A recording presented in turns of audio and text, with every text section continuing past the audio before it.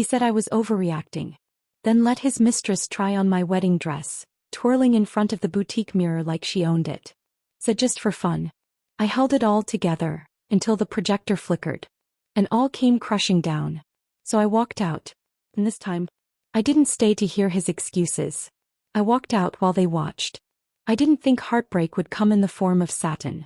Jenna, relax, Nathan said, standing in the middle of the boutique, arms crossed as he leaned against a mirrored pillar. She's just trying it on for fun. It's not that deep. Not that deep. I stood there, my fingers tightening around the garment bag I had carried in on my own. Inside was my dream wedding dress. Or so I thought. Across the room, Brielle twirled under a crystal chandelier, the hem of the ivory silk gown brushing the floor. My gown. The one I had bookmarked for 6 months and paid for in 3 installments. I hadn't even tried it on yet. The stylist looked back and forth between us, visibly uncomfortable. Miss Winters said she was here with the bride. I am, Brielle chimed in. Jenna's my best friend. She flashed her bright teeth, pushing a few honey blonde curls behind her ear. We do everything together. I stared at her, stunned. I'd never introduced her as my best friend. In fact, I'd only ever called her Nathan's friend. From college. Who somehow became his secretary. And now, apparently, someone who felt entitled to try on my wedding gown for fun. The mirror caught my reflection. Pale, expressionless, shrinking in a corner of what was supposed to be my moment. You told her it was okay? I asked Nathan, my voice low but steady. He scratched the back of his neck and sighed. She asked if she could see what it felt like. It's just a dress, Jen. Don't overreact. I didn't say a word. I simply turned, carefully hung my garment bag back on the hook and walked out of the boutique. The wind outside was sharp, slicing against my cheeks like invisible paper cuts. Nathan didn't follow me. We met in architecture school. A fluke of a class mix-up that had me sitting in on a lecture he was auditing for fun. He was loud, brilliant, and couldn't draw a straight line if his life depended on it. I build stories, not structures, he told me back then, grinning. I had rolled my eyes. And who's supposed to keep your buildings from falling down? You, he'd said without hesitation. You're the structure. Somehow we worked. I had the technical mind. He had the vision. We started freelancing together before graduation. Our first office was a dingy room behind a bakery with a shared printer that smelled like burnt toast and toner. We had nothing and it was perfect. Back then, I never thought we'd make it to the point of affording couture fittings and rooftop venues. I thought if we did, it would feel right. Earned. So why did it feel like I had wandered into someone else's life? Nathan came back around 11, coat slung over his shoulder and tie loosened. You're still up. I could ask you the same thing, I replied without looking up from the couch. He sighed, dropping into the armchair across from me. Jenna, come on. Don't let this ruin everything. She's a little theatrical, sure, but she means well. She wore my dress, Nathan. She tried on your dress, he corrected. I asked the boutique to hold it for you. She saw it and got excited. You keep saying excited like she's 5. Not a grown woman who knows what she's doing. His jaw tightened. Why are you making this about her? She said it was a joke. Because it's always a joke with her, I snapped. Every boundary crossed, every moment stolen, it's always a joke. And you keep letting her. Silence stretched between us like a taut string. Nathan rubbed his eyes. I can't deal with this tonight. I've got meetings all morning. Of course, I said quietly. You never can. He stood and walked into the bedroom. I stayed on the couch. We weren't always like this. I remembered the early years when he built a miniature bridge out of matchsticks for my birthday, just because I said I missed the ones from my hometown. When he'd bring me soup during all-nighters, or sketch tiny hearts into the margins of my blueprints. But lately things are changing. The next morning, Layla met me at a coffee shop near the office. Okay, she said, setting down her oat milk latte. Are we talking about the dress incident or pretending everything's fine? I looked up. Dress incident. Definitely. She leaned forward, lowering her voice. Jenna, you know this isn't normal, right? The way he defends her. The way she acts like she's the bride. I know, I murmured. Then why aren't you screaming? Because I couldn't. Not yet. Because I had spent the last 7 years loving Nathan, building a life around him like the scaffolding around an unfinished tower. I didn't know how to take it apart without everything else collapsing. I just want to get through the wedding, I said, and even I didn't believe myself. Layla reached for my hand. You're allowed to walk away, Jenna. I nodded, but the truth was I wasn't ready. Not yet. 3 days later, Nathan brought home my favorite wine. The rare red from a vineyard we had once dreamed of visiting. Peace offering, he said sheepishly. I opened it in silence. He poured 2 glasses. I know the last few weeks have been rough. But we're almost there, okay? Once the wedding's done, everything will calm down. Will it? I wanted to ask. Or will she still be in our apartment at our firm in our photos? Instead I said, I had a meeting with a new client today. Oh. His name's Alex. Renovating a 1920s brownstone. Needs structural plans. Nathan nodded. Good for you. Finally designing for people who actually listen. It was a joke maybe. But I didn't laugh. I just looked at the wine swirling in my glass and wondered how many more moments I'd have to pretend we're fine. I don't know why I thought this year would be different. Nathan had promised me a birthday dinner. Nothing big, just the 2 of us. We had a reservation at an Italian bistro downtown. I had even taken the day off work to unwind, tidy up the apartment, and bake my favorite lemon poppy seed cake. At 7:15 I was sitting on the edge of our tufted gray sofa in a soft blue dress. Phone clutched in my hand like it might ring any second. At 7:40 I texted. Are you on your way? No response. At 8:03 the screen lit up. Nathan. Finally. I opened the message. I'm so sorry, babe. Something came up. Family stuff. Rain check. Family stuff. No call. Just that vague sentence. So common now it could have been pre-saved in his phone. I stared at the screen as the candles flickered on the cake I had frosted myself. By 8:15 I took a photo of the untouched slices, posted it in my private photo diary app and added a caption. Happy birthday. He's just running late. Again. But I didn't believe it. Not really. The next morning, Layla burst into my office with a crooked smile and a half latte in each hand. Happy belated, she chirped. Sorry, I had a deadline yesterday or I'd have called. You didn't miss much, I said, accepting the drink. No, Nathan. Family emergency. She tilted her head. You believe that? I hesitated. Don't answer, she said quickly. You always try to. I forced a smile and nodded toward the design board on my desk. I have a new client. You like him? He's exact. Oh, she leaned over. Another spreadsheet guy? No, more like thoughtful. Alex Park showed up 3 days after my birthday. Polite, warm, and startlingly observant. He was renovating a 3-story brownstone in Lincoln Square. Nothing flashy, he said. Just something that feels like quiet. When I offered sample mood boards, he said, I trust your eye. But can you make it feel like memory? I paused. Memory. Alex smiled.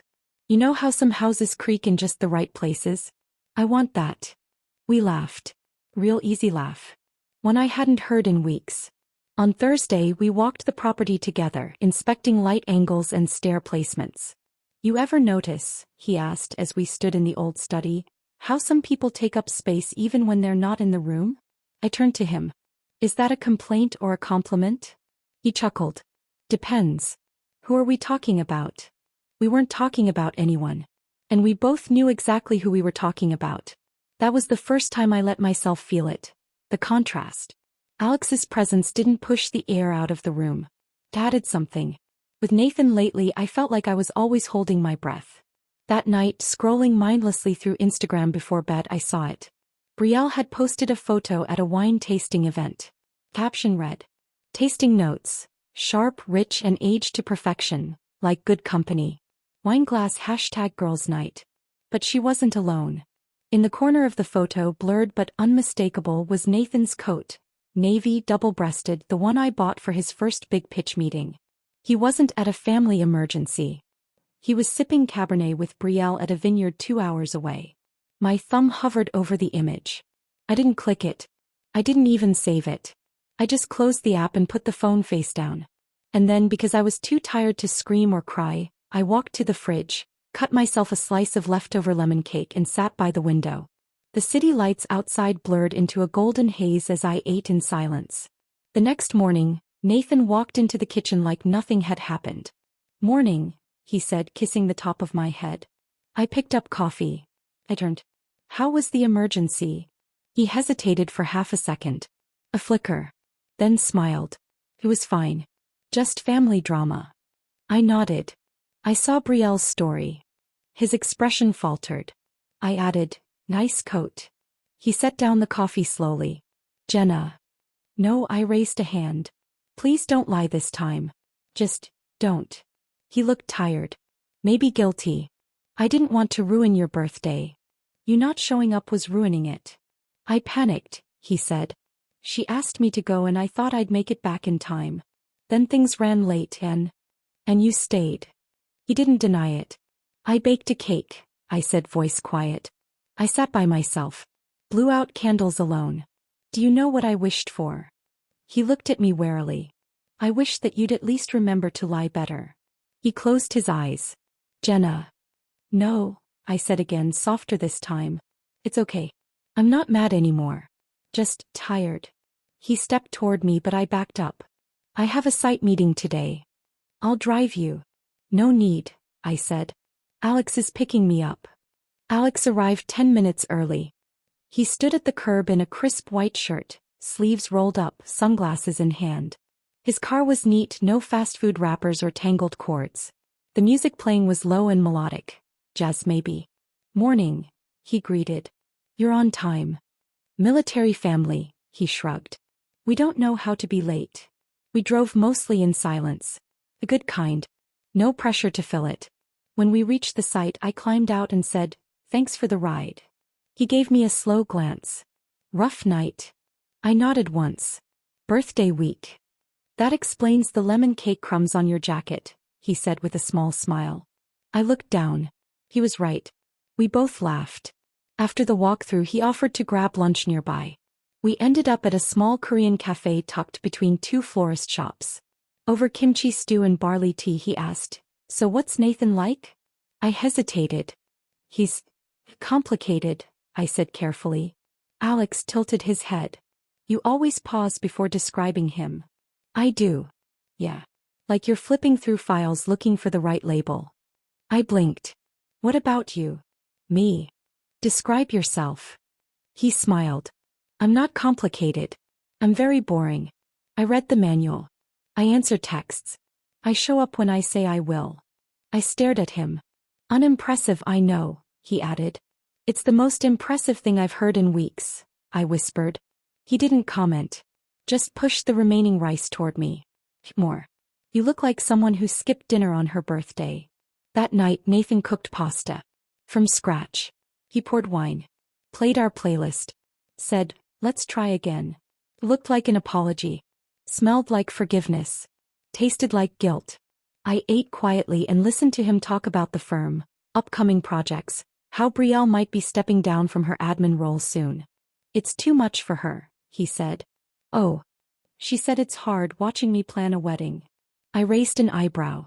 Isn't she the one who wore my wedding dress? He flinched. You're not going to let that go, are you? I set down my fork. No. Probably not. He reached across the table for my hand. I'm trying. I looked at him, the man I once thought I'd grow old with. And I wondered when I stopped feeling lucky to be chosen by him. Maybe when I realized he never really did. Later, as I cleaned up, I got a message from Alex. The light fixtures came in early. Want to swing by and see them tomorrow? Sure. Cool. I'll bring coffee. You're kind. No cream, 2 sugars. I stared at the screen. Nathan had stopped remembering how I liked my coffee 6 months ago. It used to be a love language. Now it felt like a translation no one else bothered to learn. Except Alex. I didn't mean to stay late. The sun had already dipped behind the neighboring roofs, casting long amber shadows across the brownstone's exposed beams. I was crouched in the corner of what would soon be Alex's reading room, sketching out a shelving plan on the floor with a chalk pencil. Are you aware, Alex said from the opposite side of the room, that you talk to yourself when you're focused? I glanced up, startled. I do not. He smirked. You just said, and I quote, that corner is criminally underutilized. I laughed. Genuinely, the kind that rose without effort. Well, it is. He set down his laptop on a stack of floorboards and joined me on the floor. You've got a strange sense of passion, you know, says the man whose entire kitchen is color-coded by spice origin. He held up a finger. That's not passion. That's survival. I smiled, drawing a line that curved slightly. Books will go here. Bench under the sill. Light on both sides. He watched in silence for a beat, then said softly, "You look like yourself when you're doing this." I paused mid-sketch. What do you mean? Alex tilted his head. The way you frown when the proportions don't align. The way your foot taps when you're thinking. You settle into it. Like the world outside doesn't exist. For a moment I forgot to breathe. Because that, right there, was the kind of observation I hadn't heard in years. Nathan used to say things like that. Before he stopped noticing. By the time I left the site it was past 8. The air was cool, the kind that whispered of early autumn. My phone buzzed as I stepped into the cab. 3 missed calls from Nathan. And a message from Brielle. Hey. Hope you and Alex are having fun working late again. Nail polish, you're lucky. Nathan's patient. I stared at the screen. Blocked out the sarcasm, the passive jabs tucked inside every emoji. I didn't respond. I just swiped the message away and leaned back against the seat. Long day? The driver asked. Not long, I murmured. Just different. Nathan was already home when I arrived. He was sprawled across the sofa, tie loosened, TV remote resting on his chest. When he heard the door he sat up. Hey. Hey, I replied, dropping my bag by the hallway bench. He watched me for a moment, then asked, Alex again? It's a big project. I figured. His tone was flat, unreadable. You didn't answer my calls. I didn't see them until just now. Pause. Then, Brielle said she saw you two at that hardware shop on 14th. Buying floor tiles. Of course she did. I walked into the kitchen, pouring myself a glass of water to buy time. We were getting samples. I told you yesterday. Nathan followed. She said he bought you coffee. You looked cozy. I turned around slowly. Are you really quoting Brielle right now? He ran a hand through his hair. I'm just saying. No, I cut in, voice sharp. You're not just saying. You're relaying gossip. From someone who wore my dress and posts wine selfies while you're supposedly putting out fires. He exhaled, jaw tensing. I don't ask where you are every night, I said. Don't start pretending you care where I get my coffee. He didn't reply. We stood in the kitchen, an entire island between us. Not just physically. Finally I turned back to the sink. You're welcome to join us at the site sometime. Nathan scoffed lightly. I don't need to chaperone my fiancé. Then don't act like you do. The next morning I arrived at the brownstone early. Alex was already there, placing reclaimed wood samples across the open kitchen frame. Didn't sleep? I asked, setting down my laptop. I did, he replied, straightening.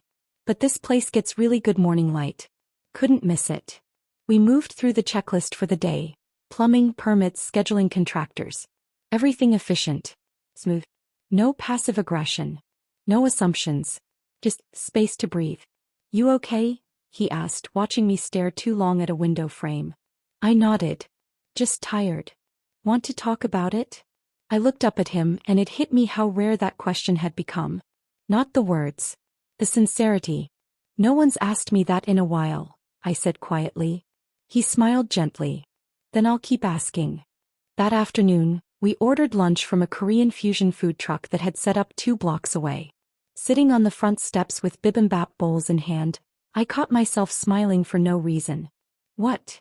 Alex asked, nudging his chopsticks in my direction. Nothing, I said. I haven't had lunch with someone who chews this thoughtfully in months. He raised a brow. Are you saying I'm a quiet eater or that your fiancé eats like a vacuum? Both, I said, laughing. He leaned back, tilting his face to the sun. Do you talk to him like this? I hesitated. Not lately. Shame. Why? Because your laugh's really good. I blinked. Pie laugh. He nodded. It fills a room. My throat tightened unexpectedly. For a second I didn't know what to say. So I just said, thanks. Back at home I received another text from Brielle. Did you really pick mint green tiles? Bold choice all. This time I didn't delete it. I just stared at the words, wondering how long she'd been tracking me. How many updates Nathan was feeding her. Whether he was venting about me, or defending me. But then I realized, it didn't matter. If she felt confident enough to joke about my tiles in my project, she clearly didn't see me as a threat. She saw me as background. 2 nights later we worked late again. This time on blueprints, floor spacing, staircase geometry. Do you ever design your own home? Alex asked, eyes focused on the sketchpad. I've thought about it, I replied. But I've always been designing someone else's dream. I forgot I could have one too. He looked up. Design one now. Just for fun. I laughed. Seriously? Come on, he said, tossing a fresh sheet of tracing paper between us. Dream home. No rules. I hesitated, then drew a small doorway offset to the right. Not centered, I said. Intentional asymmetry? No, I smiled. Just personal. The real front door to my childhood house was slightly crooked. You had to push hard on rainy days. He watched me draw. And big windows. Low sills. Books built into the walls. Warm wood floors. And a kitchen with an open shelf just for mismatched mugs. I paused. That's the house I'd build. He nodded slowly. You're good at this.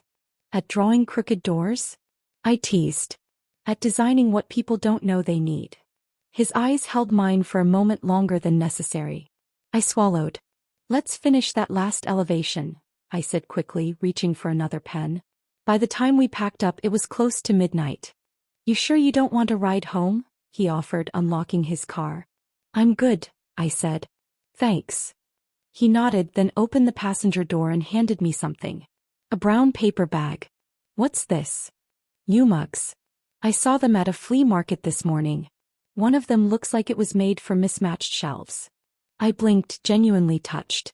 You didn't have to. I wanted to. I clutched the bag as he pulled away. Then walked home slower than usual, cradling the weight like something fragile.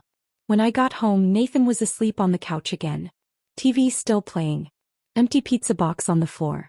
I looked at him, the soft curve of his jaw, the half-buttoned shirt, the sound of him breathing. He looked peaceful. But I couldn't remember the last time I had laughed like I did tonight. Or the last time he asked me what kind of house I'd build for myself. I walked into the kitchen, set the mugs down on the open shelf and whispered to the silence, I missed myself. I wasn't snooping. Not really. I was looking for a tape measure. So Nathan had a habit of shoving it into the back of drawers, under receipts and USB cords and expired business cards.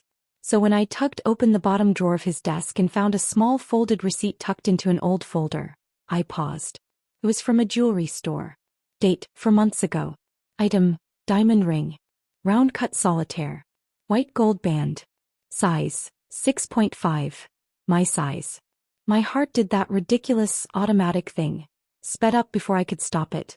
For months ago. He had already bought the ring. A smile tugged at my lips. Maybe this was it. Maybe this is what he'd been planning. Through the missed calls, the long silences, the excuses. Maybe this was his way of holding on. I carefully slid the receipt back into place and closed the drawer like it held secrets made of glass. He proposed 4 days later. In the middle of a dinner I barely remembered ordering at a rooftop restaurant I used to love. The city lights glittered below us and Nathan reached across the table with the ring in a velvet box. The same ring I had imagined 100 times. But something about the moment felt hollow. His voice was steady, almost too rehearsed. Jenna Moore, we've built a life together. I want to build the rest of it with you. Will you marry me? I nodded. I smiled. I even said yes. But somewhere between the flicker of the candle and the click of the camera from a waiter snapping a photo, something didn't feel real. It felt like a scene we were supposed to play, and I wasn't sure if the lead actor believed the lines he was reading. Congratulations. Layla squealed the next morning, practically knocking over my coffee with her excitement. It's beautiful. It is, I said, admiring the way the stone caught the light. It's surreal. Her eyes narrowed playfully. Wait, surreal good or surreal weird? I hesitated. Both. We were interrupted by my phone buzzing on the table. A message from Brielle. Of course. Gorgeous ring, smiling face with heart eyes still sparkles like it did back in March, ring winking face. My stomach dropped. March. I tapped her name and opened her story highlights. Something I hadn't done in weeks. There was a blurry photo from months ago. She was laughing at a dinner table, hand lifted mid-toast, the same ring glinting on her finger. Caption. Who says one girl can't sparkle too much? Ring sparkles. No context. No tags. No man in the frame. But the ring, it was the same. The setting. The slight tilt of the diamond to the left. My chest hollowed out like someone had scooped it clean. That evening I waited until Nathan came home. He walked in carrying takeout, whistling under his breath. Got your favorite. The Thai place with the crispy basil chicken. I watched him unload boxes onto the counter before I asked quietly, "Can I ask you something?" He looked up. "Of course." "The ring," I said, gently twisting it on my finger. "Did you ever give it to anyone before me?" Nathan blinked. Confusion first. Then the familiar flicker, recognition. Guilt. Panic. He quickly covered it with a tight smile. "No. Of course not. Why would you even?" "Because Brielle posted a photo. Wearing it." His smile faltered. "She, what?" "In March." Nathan set down the chopsticks in his hand. That wasn't what it looked like." "Then explain what it was." She was messing around. Tried it on when I was shopping. I didn't think she took a picture." "She did." He scrubbed a hand over his face. "Look, I was just browsing. I hadn't made up my mind yet. She tagged along. Said she had good taste." "You took Brielle ring shopping?" "I didn't take her," he said, defensive now. "She happened to be with me. I was debating between a few designs and she gave her opinion. That's it." I stepped back. "Nathan, you bought the ring that day." "4 months ago." He paused. "Was it always meant for me?" His voice dropped. "What kind of question is that?" "A very valid one." He looked hurt. "Of course it was meant for you. I would never propose with someone else's ring. But she wore it first. That doesn't mean anything." "Yes," I said quietly. "It does." That night I couldn't sleep. I laid in bed staring at the ceiling, the weight of the ring on my finger suddenly too heavy. Nathan slept beside me, breathing steady and unaware. And all I could think about was how little things added up. The excuses. The familiarity between them. The knowing glances. The overlapping jokes. The wine tastings. The silence. I slipped out of bed and padded into the kitchen, phone in hand. I opened my gallery. Scrolled back through old photos. Us on a park bench. Our first client project. The matchstick model from college. Then I came across a photo of a much younger version of myself. Sitting at my desk with paint on my cheeks, holding up a crumpled draft and grinning. Before Nathan. Before Brielle. Back when I was building homes for other people and dreaming of a small one of my own. The next morning I didn't mention the ring. Neither did he. We moved around each other like dancers who knew the choreography but had forgotten the music. I poured coffee. He grabbed toast. I pulled on a blazer. He picked up his keys. "You're quiet today," he said finally. "Just tired. Want me to pick you up tonight?" I hesitated. "Alex is driving me to the site." Nathan's expression flickered. "Right." I left before he could say more. Later that evening, Alex and I were standing in the brownstone kitchen discussing sink placement. I hadn't told him anything about the ring. About the photo. About the sick ache in my chest. But somehow he sensed it anyway. "You okay?" he asked, tilting his head. I nodded. "Just thinking." "About." I opened my mouth but the words didn't come out. Instead I lifted my hand. Alex noticed. "Engagement." "Yeah." He looked at the ring, then at me. "Do you like it?" "It's beautiful." "That's not what I asked."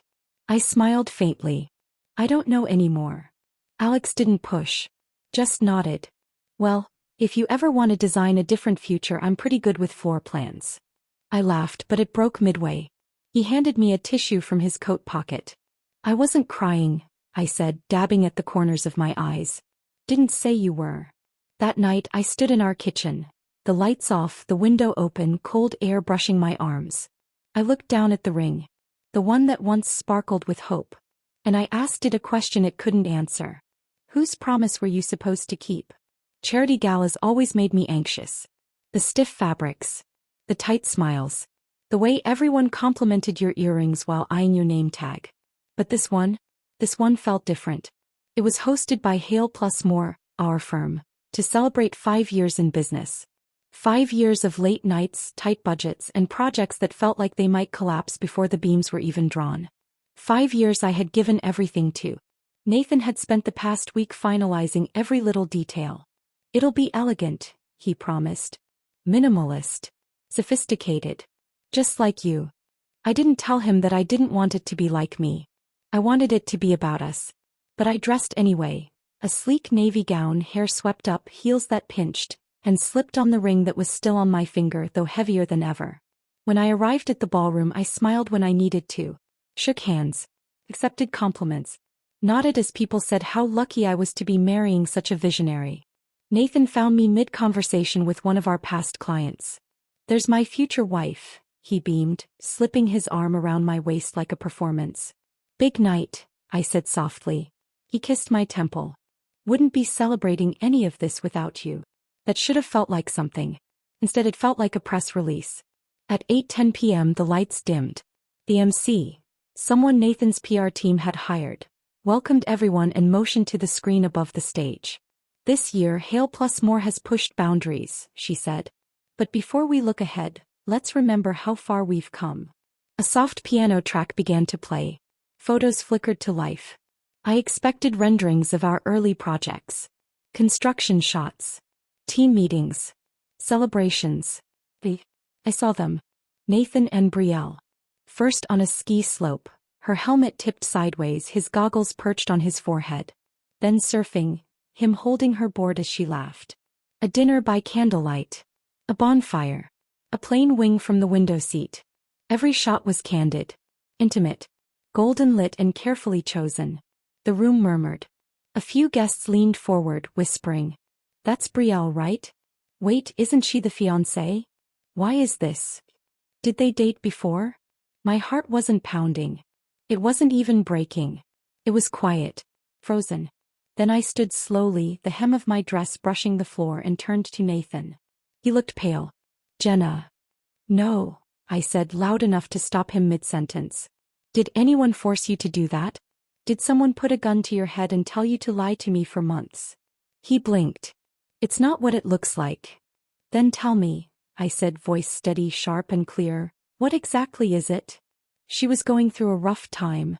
I took one step forward. "And you decided to betray your fiancée because her old flame was having a hard time?" Nathan glanced at the crowd, then back at me. "I didn't know she'd post that picture." "But you posed for it." He froze. "You smiled for it." I pointed toward the screen, now dark but still echoing what it had just shown the entire room. "You wore the same tuxedo I picked out for our engagement shoot, Nathan." He looked down at his feet. It didn't mean anything. I let out a quiet laugh. "Don't insult both of us." He reached for my hand. "Let's not do this here. Just us." I pulled my hand back before he could touch me. "No, we won't." His eyes darted. "Please. People are watching." That's when I really snapped. I stayed up planning this event for weeks. "I sewed the hem on that dress myself," I said, pointing again at the image still etched in everyone's memory. "I designed it with you in mind." He winced. "Jenna, you're overreacting." I stepped back, my voice low but firm. "Enough." He stammered. "Can we just go outside, Anne?" I said, "Enough, Nathan." I looked him straight in the eye. Enough of the excuses. The pity plays. The gaslighting. He flinched like I'd slapped him. "You did this. Not me. You made the choice. And now you're trying to rewrite it because you got caught." There was no more room for him to twist the narrative. No more room for me to be manipulated by shame or confusion. I looked at him one last time, the man I once thought I would marry, and whispered, "Goodbye." Then I turned and walked away. The air outside hit me like a flood. Fresh, cold, honest. I didn't realize my hands were trembling until I reached the edge of the sidewalk. Behind me, the music inside stuttered awkwardly, the atmosphere trying to recover. I could still hear murmurs, forks scraping against plates, glasses clinking like nothing had happened. But I wasn't in that world anymore. I had finally stepped out of it. A voice broke the quiet behind me. "Jenna." I turned slightly. Alex. He wasn't asking questions. He wasn't pushing or prying. He just took off his jacket, the dark navy one with the linen trim, and draped it gently over my shoulders. "It's cold," he said softly. That was all. No judgment. No pity. Just warmth. And presence. I met his eyes. "You saw it." He nodded. "You believe it?" Another nod. "From the moment you walked in." I let out a shaky breath. "I think I've been pretending for so long," I whispered. "Pretending I was okay. Pretending he still loved me. Pretending I could fix it if I just kept giving." "You don't have to pretend anymore," Alex said, voice low. "You walked out. That's not nothing." "I feel empty." "That's not emptiness," he said. "That's space." He took a slow step beside me. "Come on," he said gently. "Let's get out of here." I nodded, pulling his jacket tighter around me. And without another word we walked away together. The weight of everything behind me, the unknown unfolding ahead. But for once it didn't feel terrifying. Felt like breathing. The calls started at 7:18 a.m. "Nathan, 3 missed calls." "Nathan, please. Just talk to me." "Nathan, let me explain." "Nathan, I messed up." I stared at the screen, the contact photo still him from our last trip. Laughing, sun-kissed, effortless. I pressed and held. Block contact. Just like that. Silence. Not revenge. Not dramatics. Just peace. By noon, the pounding in my head had settled into a low hum. Not quite pain but pressure. Like the weight of yesterday hadn't found a place to land yet. I pulled on an oversized coat and sunglasses and headed to the corner cafe down the street. The one where the baristas never asked questions and always got the oat-milk ratio right. "Large iced Americano," I mumbled. The barista smiled. "Extra shot." I nodded. "And extra ice." He handed me the cup with a quiet kindness and I found a seat by the window, half tucked behind a ficus plant. Safe. Barely seen. The caffeine hit but the ache behind my temples didn't fade. That's when I heard it. The unmistakable tap of heels. A perfume I never wore. And a voice I didn't need to turn around to recognize. Well. Didn't think you'd show your face in public this soon." I looked up. Brielle. Hair curled. Lips red. A blazer draped over her shoulders like armor. She didn't order anything. Just slid into the chair across from me without invitation. "Are you following me?" I asked flatly. She smiled. "Sweetheart, if I wanted to follow you, I'd need a map to the pity party." I leaned back in my seat, letting the ice clink in my cup. "What do you want?" "To set the record straight," she said. "You're walking around here like a wounded saint. Like this just happened to you." I raised an eyebrow. "You were never the main course, Jenna. You were comfort food. Safe. Predictable. The kind of love a man picks when he's tired, not when he's alive." My fingers curled around the cup but I didn't interrupt. "I'm the spice," she continued. "The craving he never stopped tasting. And you were the gap filler. The placeholder. Just someone he could control." "You seem very proud of being someone else's mess," I said quietly. She laughed. "You should have left when you saw the dress. But you stayed. That's not on him. That's on you." I stood slowly. She smiled up at me like she'd won something. "You're done?" I asked. "Almost." She leaned in. "He's going to come crawling." "He already has, hasn't he?" "Let me guess. 3 missed calls and a voice message about regret?" I didn't answer. "You can have the calls," she whispered. "But I had the nights." I walked past her, not bothering to respond. Not needing to. As I saw him. Standing near the entrance of the cafe just inside the door. Nathan. Frozen. Watching. I didn't stop walking. Didn't hesitate. But he stepped in front of me, blocking the exit just outside the cafe. "Jenna, please." I looked past him. "Move." "Wait, just give me a second." No. Everything with her was a mistake. A giant, stupid, thoughtless mistake. "Is that what you told her?" "Because she doesn't seem to think so." "I didn't want any of this. I didn't plan it." "No," I said. "You just let it happen." And then kept it going. He rubbed his face like the weight of guilt had only just settled in. "We built a life together," he said hoarsely. "Dreams. A home. A future. Don't throw it away because of one." "Don't say mistake again," I cut him off. "You don't get to rename betrayal just because you regret it." He reached for my wrist. I pulled away. "I never stopped loving you," he whispered. You loved the version of me that kept shrinking. His voice cracked. Don't do anything you'll regret. Please. I took a breath, letting the wind bite the corners of my coat. I'm not the one who should be worried about regret. And I walked past him. This time I didn't look back. I woke up on a half-inflated air mattress, sunlight leaking in through unfinished windows, the scent of dust and fresh lumber in the air. It wasn't a hotel.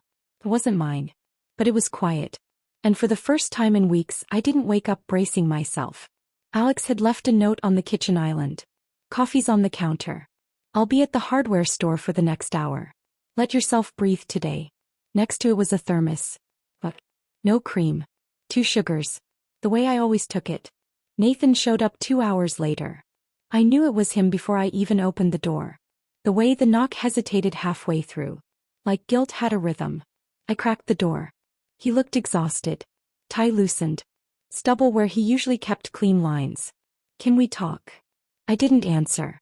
He held out a box. Your mother's scarf. The one from Kyoto. I thought you'd want it. I took it silently and turned to leave. He stepped in.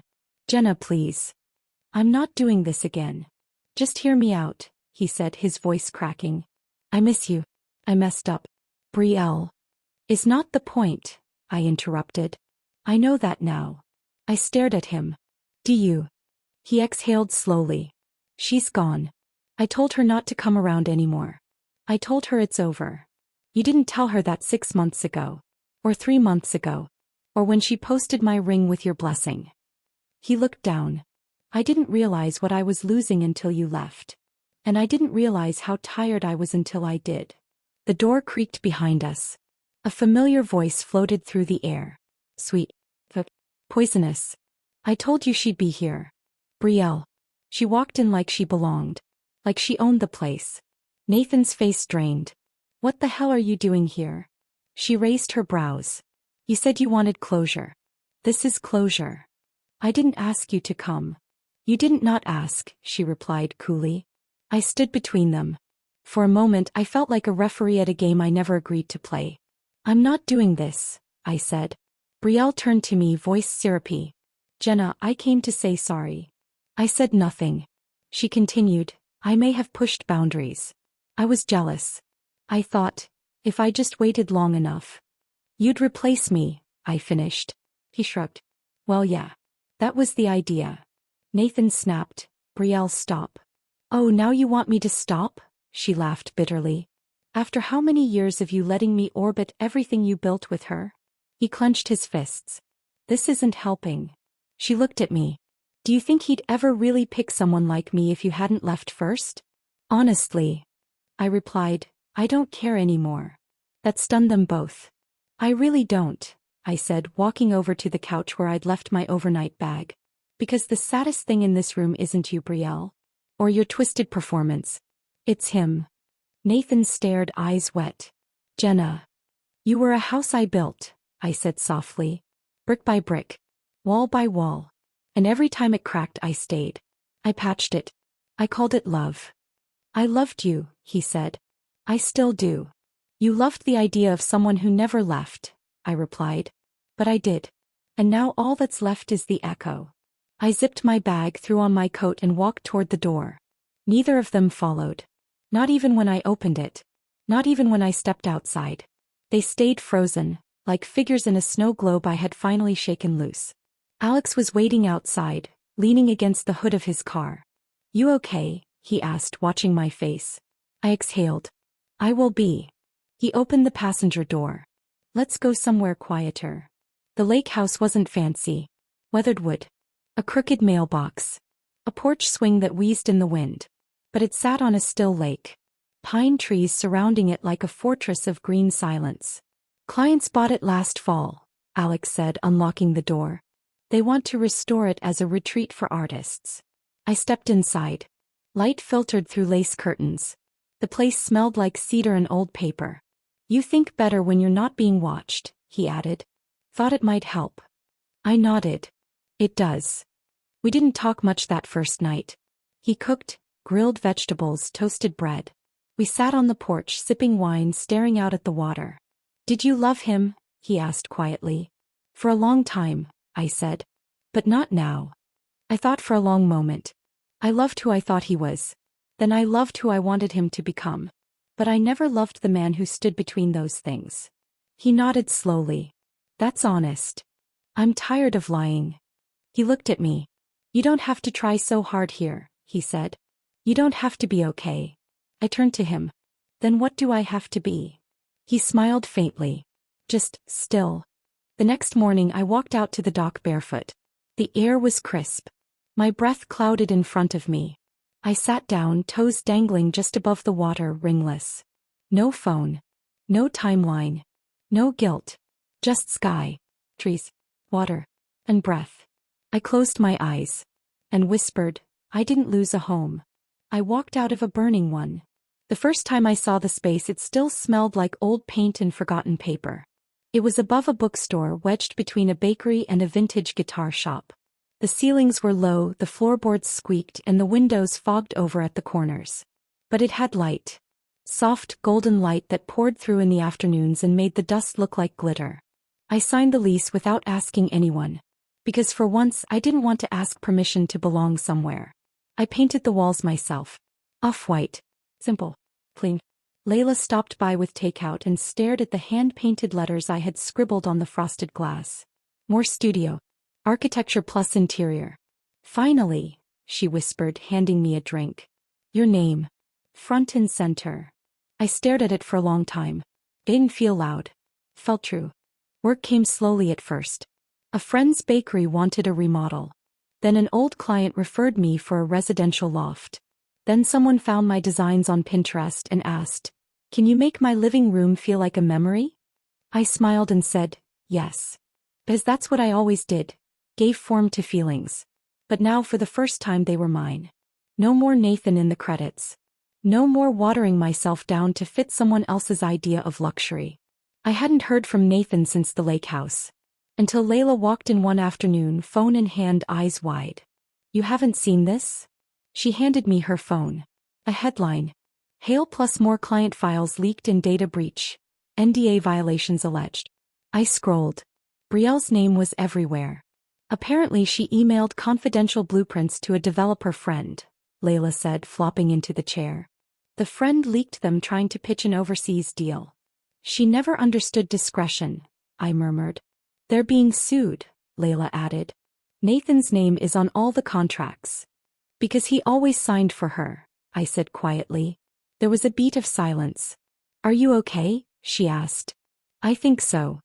No closure pangs? I looked around the studio. The mismatched mugs on the shelf. The sketches pinned to the wall.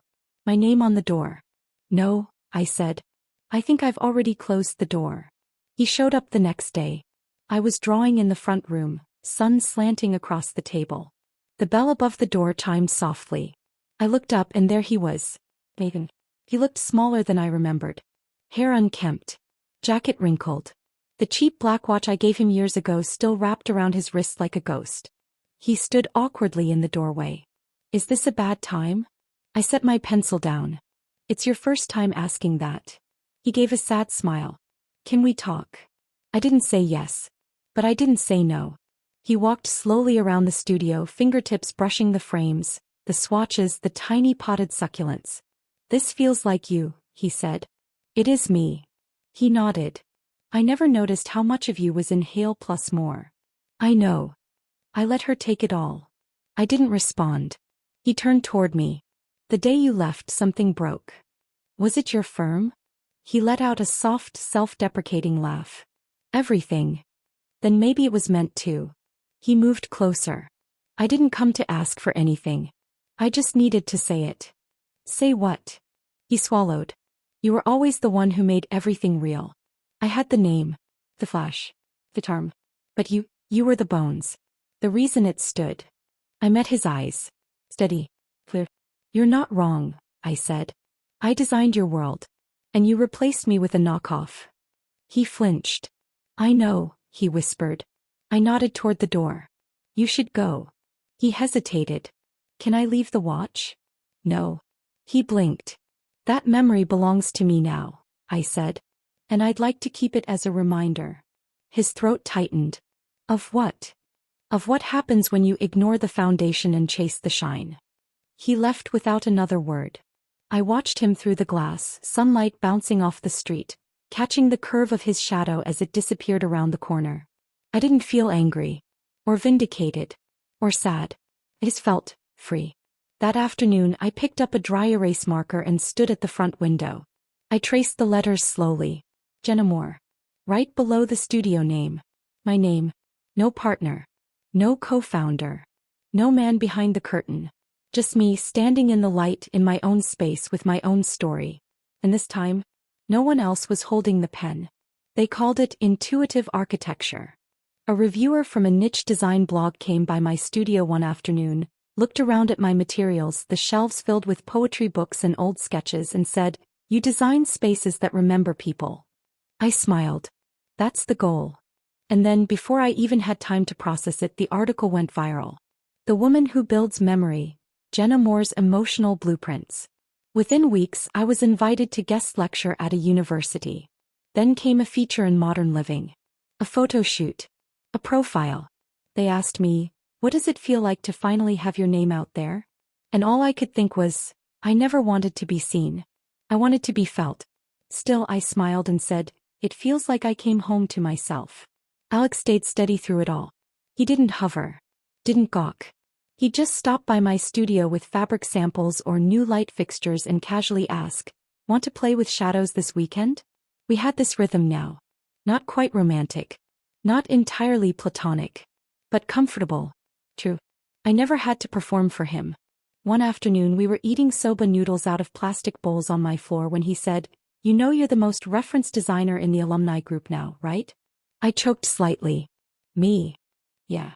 Everyone's pretending they always knew you'd blow up. I laughed. I used to cry into drafting paper, remember? You also once told a professor his floor plan lacked emotional continuity. He deserved it. Alex grinned. So do you? Every bit of this. The design conference was held in the tallest hotel downtown. A steel and glass beast with panels that shimmered like oil in sunlight. It felt strange walking in with my name on the schedule. I wasn't there as someone's assistant. I wasn't in the background. I was listed on the main stage panel, The Future of Human-Centered Design. They introduced me with warmth. Applause echoed in the hall. I talked about texture, light, angles that frame emotion, not just space. The crowd asked thoughtful questions. I answered clearly, confidently, fully. Then someone asked the final question. What would you tell your younger self, the version of you that hadn't made it yet? I smiled. To trust the silence between steps. That the right people won't need noise to notice her. The applause was real. And this time it wasn't for anyone but me. The reception afterward was hosted in a glass-ceiling ballroom. Soft jazz. Floating hors d'oeuvres. Designers in blazers with too many pockets. Alex and I were standing near the raw bar discussing a staircase he'd seen on a trip to Iceland when I felt it. That ripple. That shift in energy. I turned and saw Nathan. He hadn't changed much. Still tailored. Still composed. But something in his posture had deflated, like a building with one too many beams removed. He moved through the room like he didn't belong there anymore. Caught his eye. He hesitated, then walked directly toward me. Alex noticed the tension in my shoulders. "Want me to block for you?" he asked under his breath. "No," I said. "Let him speak." Nathan stopped a few feet from us. "Jenna." "Hello, Nathan." He looked around. "Didn't expect to see you on the main stage." I raised an eyebrow. "I was listed in the program." He swallowed. "I saw your magazine feature. It was beautiful. Thank you." I wanted to say, "I'm sorry." Okay. Publicly this time. "I know what I cost you. Not just the firm. But..." "Excuse me," I said, stepping forward gently. "Everyone." The room paused. Heads turned. I held up my glass of white wine and smiled. "I'd like to propose a toast." Nathan froze. Alex folded his arms, watching with quiet satisfaction. "To the woman I used to be," I said clearly. She believed that love was something to be earned. That silence meant stability. That shrinking made space for others. I paused. But she was wrong. And even in her mistakes, she deserved more. The room erupted in applause. Not loud. But real. I raised my glass, clinked it gently with Alex's. Nathan stood in the middle of the crowd. Alone. Later, after most people had left, Alex and I walked 2 blocks to a small Italian place that stayed open late. We sat on the patio. The string lights glowed amber overhead. He poured me a glass of sparkling water and said, "You toasted to her. But you've become her better version." "I don't know," I replied. "I think she's still in me.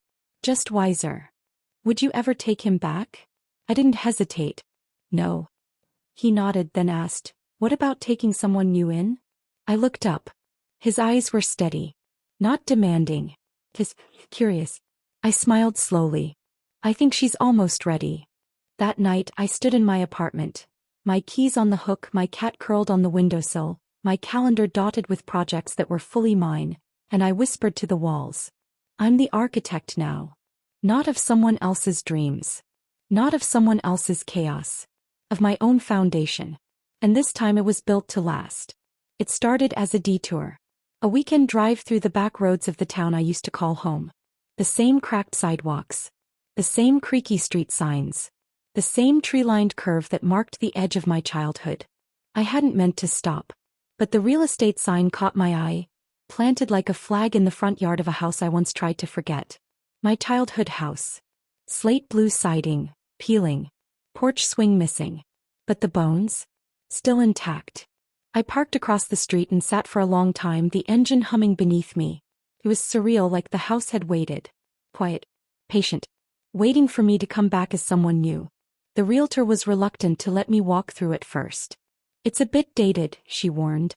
"Previous owner was not great with upkeep."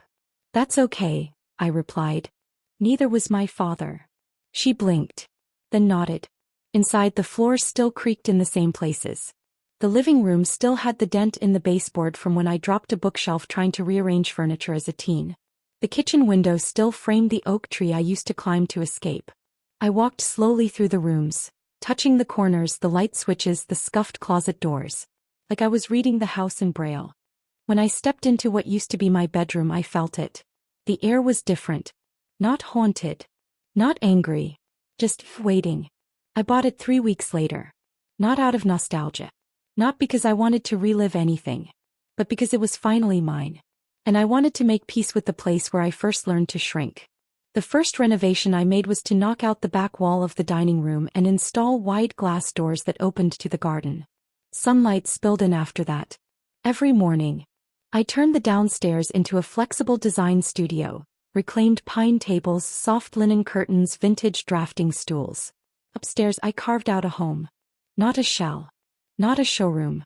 A home. Warm woods. Mismatched chairs. Open shelves of chipped mugs and thrifted bowls. Layla brought over a welcome mat that read "Rooted." "You've done it," she said, leaning on the kitchen counter. "What's that?" "You didn't just rebuild. You reclaimed." Alex visited a few weeks later. He arrived with paint swatches in one hand and a bag of peach pastries in the other. "I figured you'd need help arguing with yourself over tile colors," he said. I laughed. "Too late. I've already committed to emerald green." He blinked. "Who are you?" "Someone who stopped asking permission to be bold." We sat on the back porch as the sun dipped low. The wind brushed the tall grass. The new swing, the one I finally installed, creaked gently in rhythm with the breeze. "You could have picked any house," he said quietly. "I didn't pick it," I replied. "It chose me. It waited for me to become the woman who could walk through that front door without flinching." He studied me for a long second. Then he reached into his pocket and pulled out a small ring box. Not velvet, not dramatic. Just simple, linen-wrapped, quiet. "I thought about doing this at some candlelit dinner," he said. "Something cliché. But then I thought about how much you hated clichés. And how much you love stillness. So I brought it here." He opened the box. Inside was a thin gold band. No diamond. No center stone. Just a small curve etched into the band, like a smile carved in metal. "A curve," he said. "For the bend your front door used to have. The one you said made it feel real." I stared at it for a long moment. I didn't think I'd ever want this again. "I know," he said. "And I didn't come here to rescue you. I came here to ask if we could build with each other. Not for. Not around. Not under. Tears stung the edges of my eyes. But only if you want to, he added quickly. Only if you're ready. I reached out, took the ring, slipped it onto my finger. It fits, I whispered. He smiled. So. Yes, I said. To this. To emerald tile and late-night drafting and mismatched chairs. His eyes crinkled. That's a very specific vow. I'm a very specific woman. He kissed me soft and sure. Later that night after he left, I sat on the swing alone for a while. The wind was gentler. The stars were brighter than I remembered. And the house, my house, stood behind me like an old friend. I looked down at the ring. Not heavy. Not loaded with ghosts. Just a quiet, carved promise. I smiled to myself and said aloud. This time I didn't build love for someone else. I built it with someone who never asked me to prove I was enough. And this time, the foundation would hold. The end.